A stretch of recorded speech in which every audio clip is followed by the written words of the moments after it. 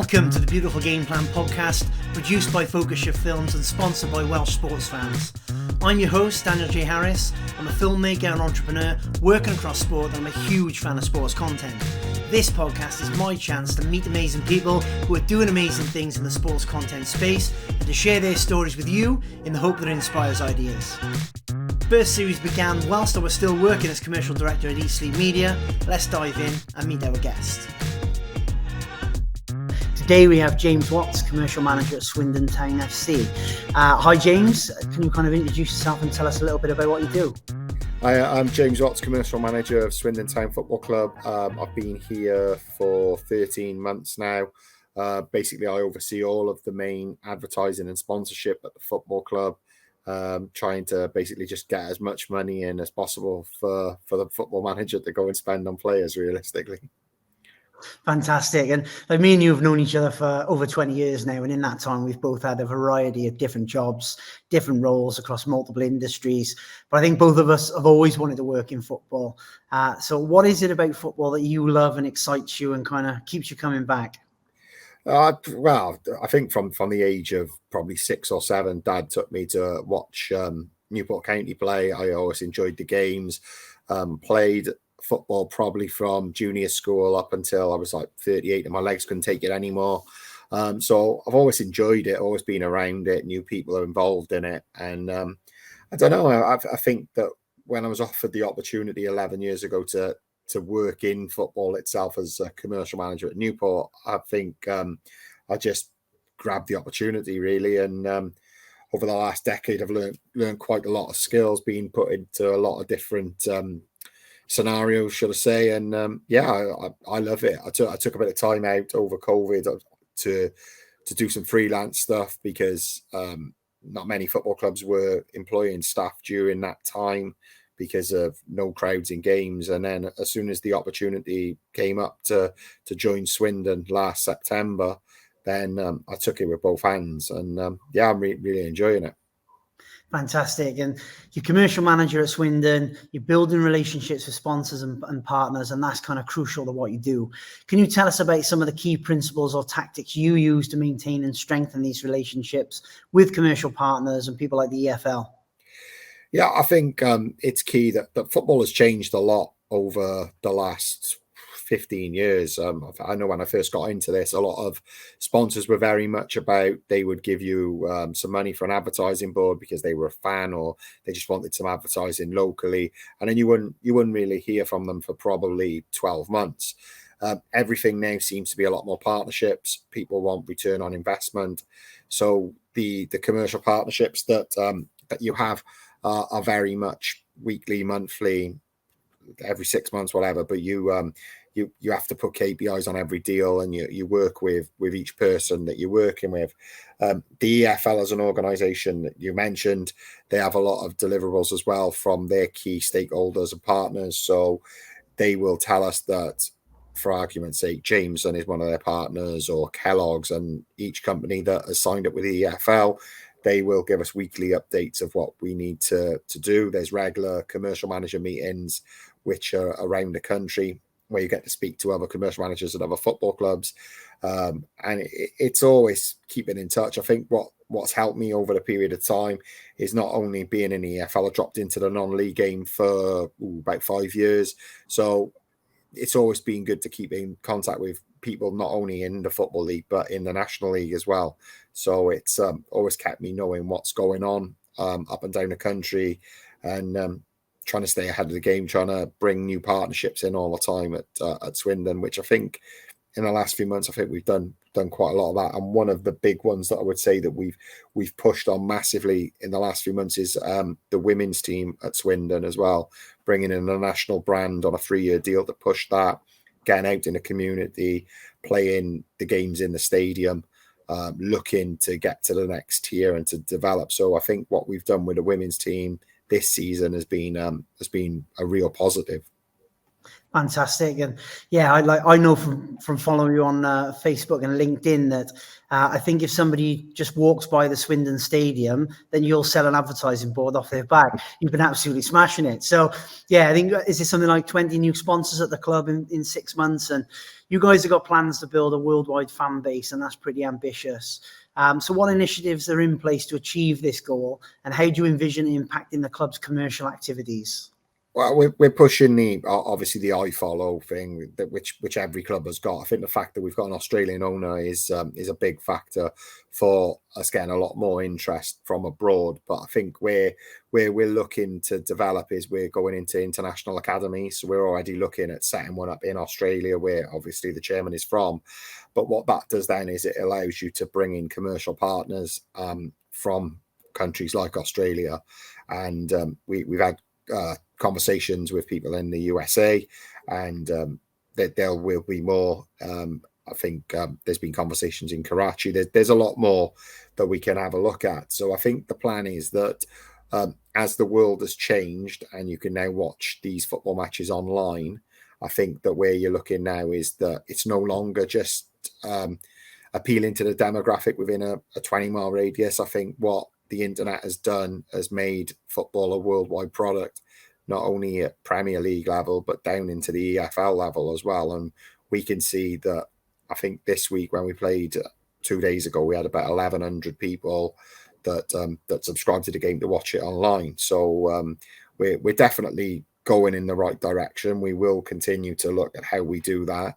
And as I said, I think that the plan is that Swindon is an ambitious club. It was in the Premier League 30 years ago. It's not going to be done overnight, but I think that where we need to be is we're correcting issues with previous ownership. We're looking at what we're doing right now.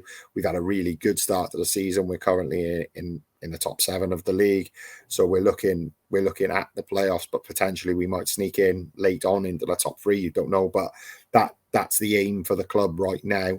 And then based on that, you get a TV game. If you get a good FA Cup tie, you get a TV game against Man City, Man United, Liverpool, Tottenham, and then basically all of a sudden you're opening doors to a complete new worldwide market, and that's something that I would like to try to do, to be honest. Yeah, and I think there's no such thing anymore as you're too small a club.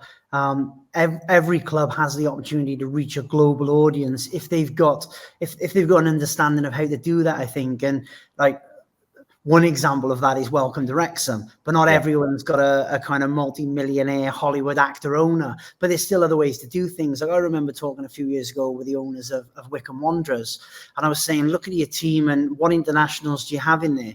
If you create content with your international players and you give that away for free in their home country, say you've got a Nigerian player, create some content with a Nigerian player, give it to the Nigerian FA or Nigerian media outlets to share so that people back in their home country can see what they're doing. You've got an opportunity to build a little bit of a fan base there. If 1,000 people in Nigeria buy a football shirt next season, all of a sudden that's another 40, 50, 60,000 pounds coming through the door. These things are not too complicated to do, but actually can reach a wide audience. So, and I think by the sounds of it, with academies, you're looking to branch out into those markets. Do you do anything else in terms of the visibility of the club on a global scale? I think that it's very much, as I said, it's based around having an Australian owner. I think that this will grow us. I think the fan base is that we've had people that have left Swindon and gone international, and they sort of log in from abroad. I think from our point of view, success on the pitch will drive everything, and that's what we've got to do. We've got to have a good season, and then you'll start to have a look at where we're getting hits from and have a look at how we do that. We've got very active staff who are looking at taking things abroad.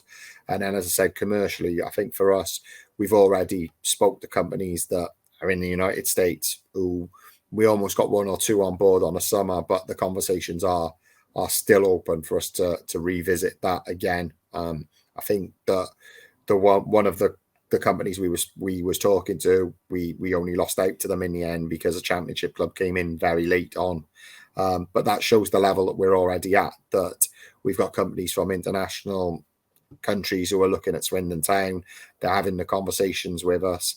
because they think that we have the ability to deliver what they want to a worldwide audience. And as I said, success on the pitch will help them conversations. So no pressure on Michael Flynn, but if we get a good cup run and we're around the playoffs, then I think there are a lot of companies who we've already had conversations with about what will happen in the future. It's not just about what's happening in League Two. We need to start looking at, if we're in League One, how you change things a little bit commercially. Then you get to the Championship where you take it to the next level. And I think that's where we are as a club right now. It's not just living day to day. There is a short-term, medium and long-term plan here, not only off the field but on the field as well. So it's a positive place to work at the moment, and we're looking at driving this forward and getting to where we need to be. Yeah, it's that vision, isn't it? Do you mean, if you see yourselves as a small club in a small community and you're thinking small, you don't open the doors for those possibilities, do you? And when some people, an international company used to say, oh, why should we sponsor you? And you say, oh, we're a small club in a small community and you'll get a small return, then they're instantly not going to be interested. Where you guys you've got a vision, you've got a grand plan, you want to go places, and you take people on that journey with you, don't you? Yeah, and I think that's the thing for us, is that biggest club in Wiltshire, which is a big area. Swindon, as we said, we're averaging crowds of about 9,000 each home game at the moment, and that's not with large away followings, which would change as you go up the league. So there's no reason why we wouldn't get crowds of 12, 13, 14,000 in higher divisions. So, as I said, it's all about just planning forward, looking how we can grow on and off the pitch, and then that brings in the bigger commercial partners, which is where we're looking for. Fantastic. And maybe to kind of talk about engaging with the fans. So content plays a significant role in engaging with fans. What types of content have you found to be most effective in capturing and retaining interest of both local and national supporters? Obviously, everyone goes down Facebook, Twitter, Instagram. They're the three main ones. From a business point of view, we do LinkedIn, but we've had some real good coverage on TikTok. I think that Our Life of the Kitman podcast has done really well. The Kitmen have posted videos. Recently, we had Dokes singing in a changing room, which went viral. So we've done that, and I think that TikTok is something that Swindon Town use really well, and a lot of people talk about the stuff that we've done.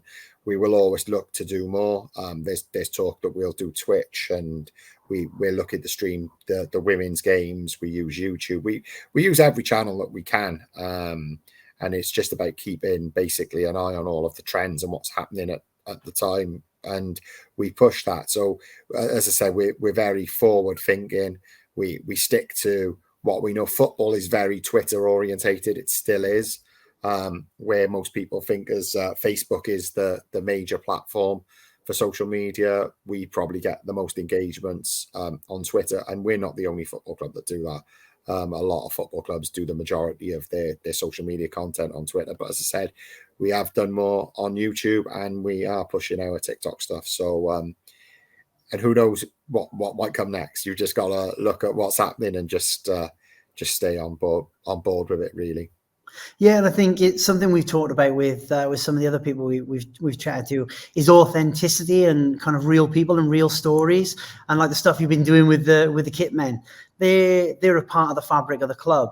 They're characters, and it almost doesn't matter whether there's success on the field if you've got characters like that are building engagement, because they're the kind of life and soul of the club, and they're also probably kind of representative of the fan base as well. So the type of content that you can do with the kind of the people you have around the club can have just as much as an impact as goals and highlights and stuff on the pitch. So can you talk a little bit more about what stuff you do with the Kitmen? Well, they do their own podcast where they interview players. So players both not only current but old. We've done live audience where supporters have come in and watched the podcast filmed. They do loads of little quirky videos at training, at matches, and they've become celebrities, to be honest. They've got their own merchandise now, and it's been good. They do their podcast before every home game, and it's streamed. So yeah, you can listen to it or you can watch it, and it's been really good. And as I said, they're looking to get more people involved. But yeah, they interviewed Scott Twine recently on one of their shows, who's now playing in the Premier League. during COVID. He was at Newport on loan, came back to Swindon. His career's just exploded. So they've become our own sort of media channel. But we've got a lot of podcasts at the club. Tom Broadbent Lounge, which is listened to by quite a lot of our fans on Twitter. So we're always looking at getting content out there that is interesting to people, and we're trying to get this fan base to know not only the staff but the playing staff, management as well as they can, to create that sort of family atmosphere and in it together sort of. Yeah, just the way that everyone's in this, we're pushing together. We want to get promoted and we're driving forward. I said that the results on the pitch have been great so far this year.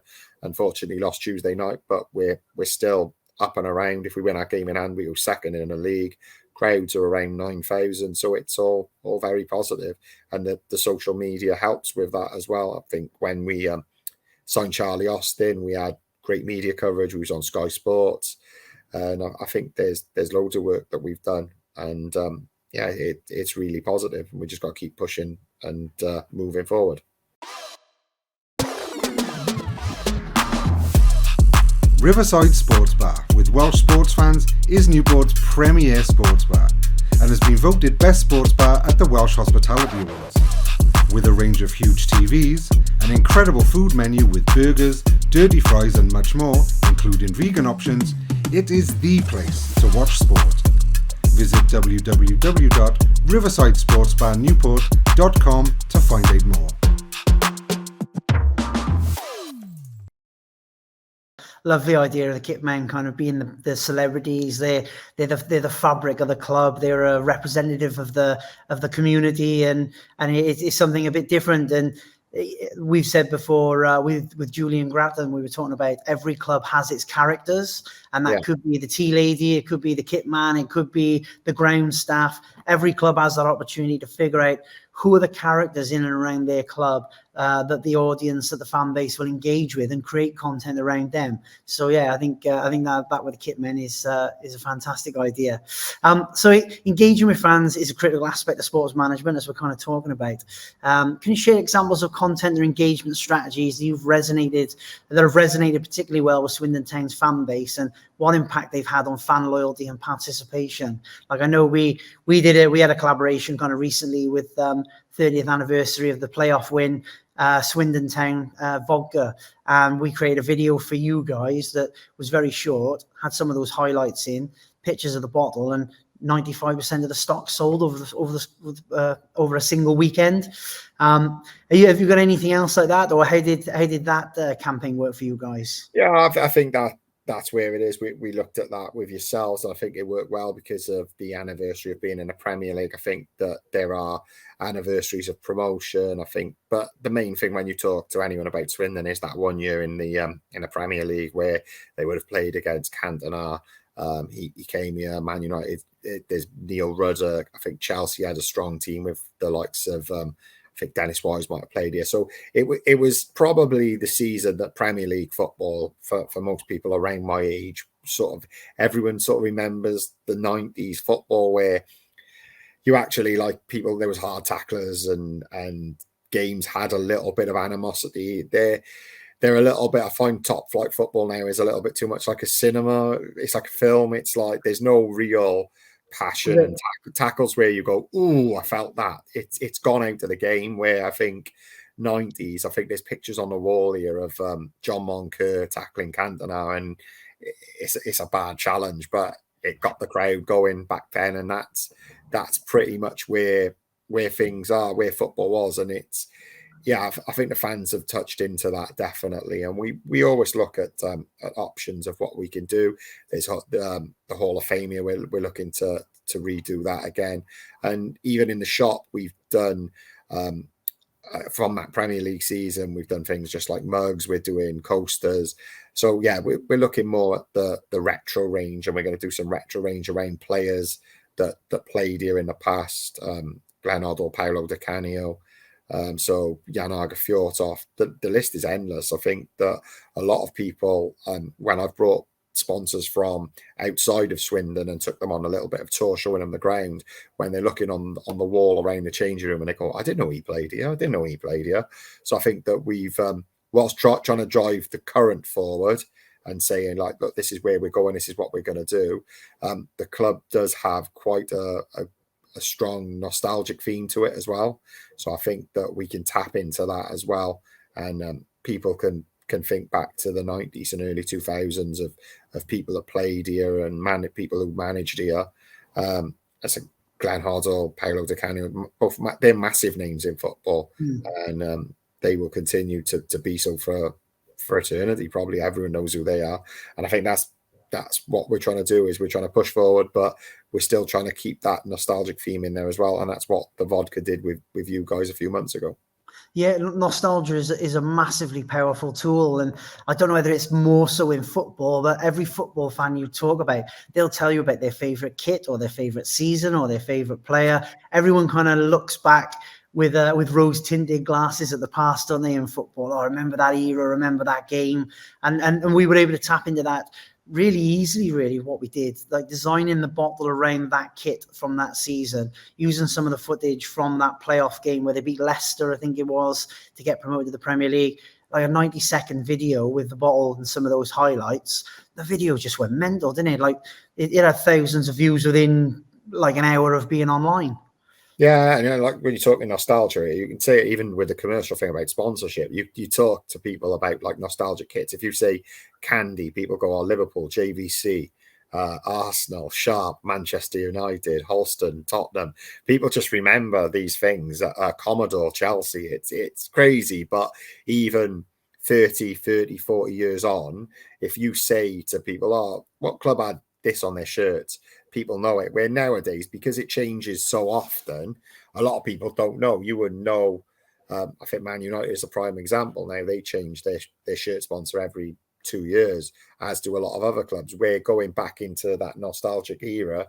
You literally would just remember what every club had for years on their shirt. It just became, brands were really tied into football clubs for long term, which doesn't really seem to be the case right now. And I think that's what I'm trying to do.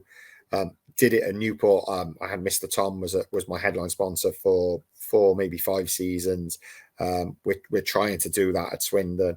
I know when I was at Hereford, Dawley's became headline sponsor for 3-4 years. And I think that you need to try and create them partnerships now as well, that people, as I said, you want brands to be associated with a football club, and then you go together. And I think that's what I'm trying to do at the moment, is to create that brand and football link and drive everything forward. And again, you can touch on the nostalgia bit, but it's linking it all in together, which is what we're trying to do here.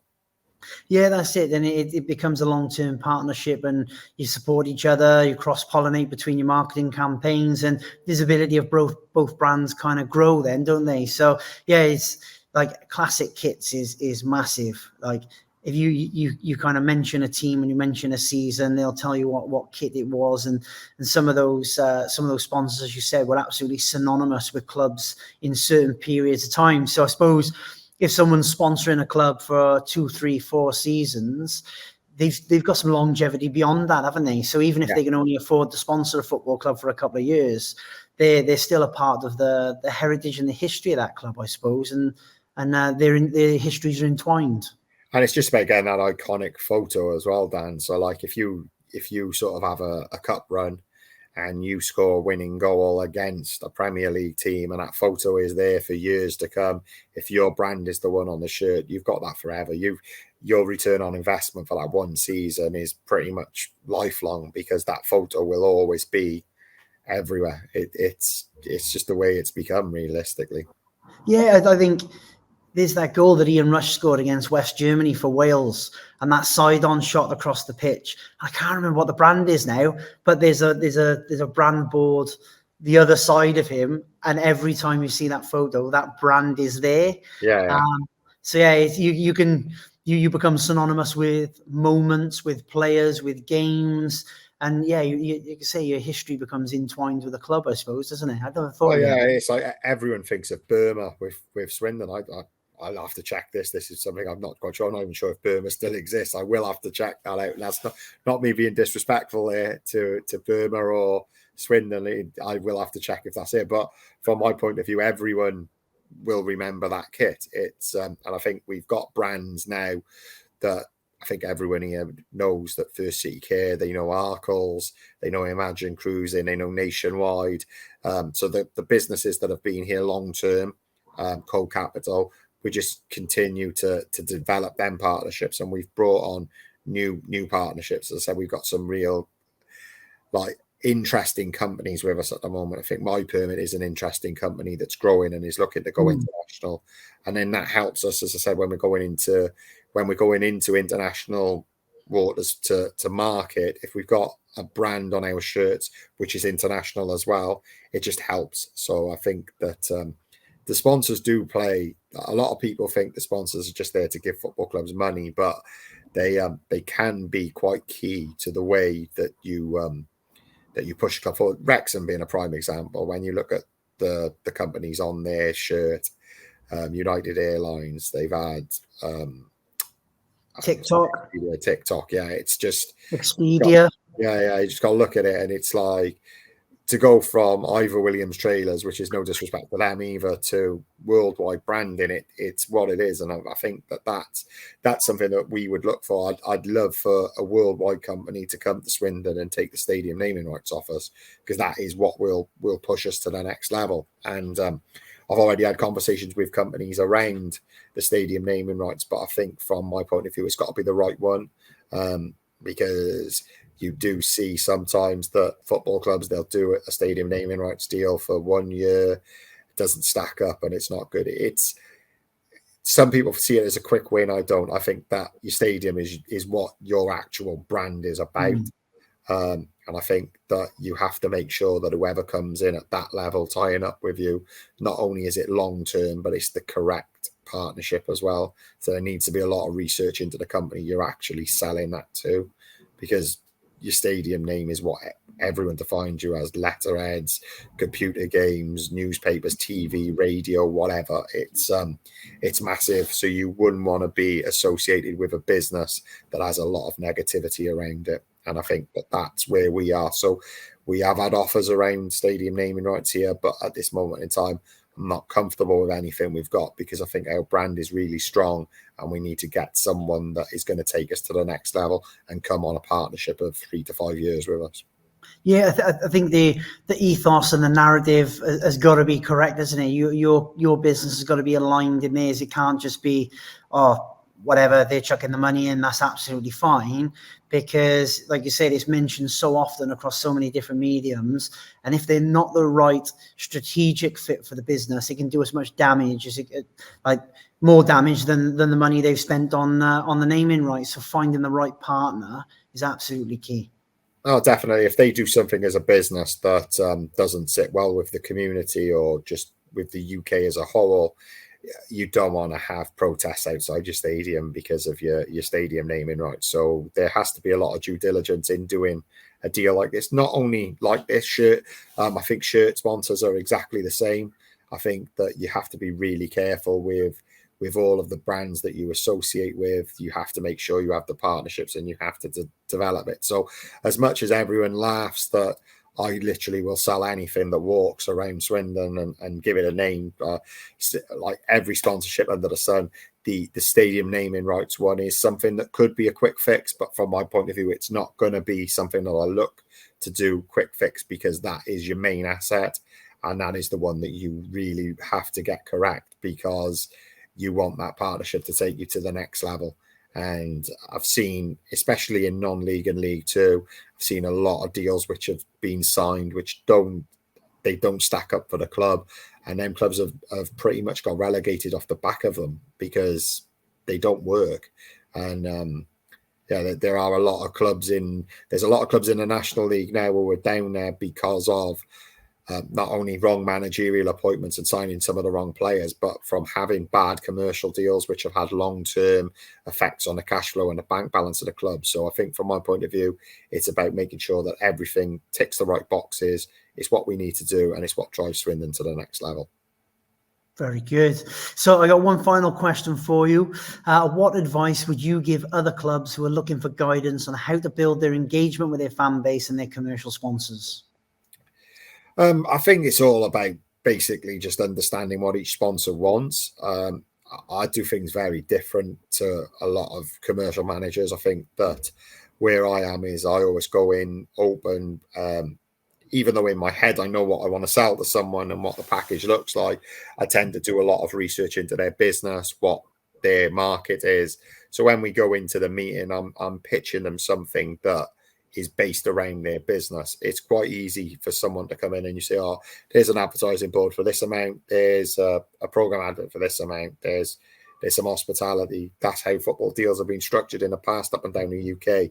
I think, as I said earlier in this interview, return on investment has become a big driving factor for all sorts of businesses, sponsors, no matter high or low level.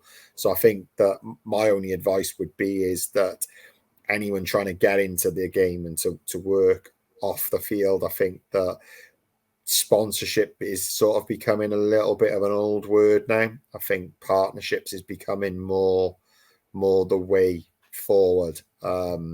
Just the way that, as I said, social media has changed, digital marketing has changed. And I think that if you look at clubs in the championship, especially trying to get to that next level, they mainly have partners from every aspect of business, and it is filtering down into the lower leagues. And I think that that's probably what I would say to clubs now. I think that the days of sponsorship, as I said, someone writing you a check for £1,000 and you seeing them in 12 months' time, them days are long gone. It's all very much about, right, okay, let's come in, let's do something, let's work as a partnership. What do you want to achieve from being involved with this football club? Put the KPIs on it, have regular meetings, have regular contact, regular conversations, make sure everything is in the right place and push forward. And that's what we're trying to do at Swindon Town right now. Fantastic. So thank you, James, for sharing your thoughts and ideas. There's plenty of great ideas and food for thought in there. And thank you to those watching or listening for taking the time to indulge myself and James. We hope it was useful. Please make sure to give this episode a like to help the channel grow. Please share with anyone who you feel would find it useful.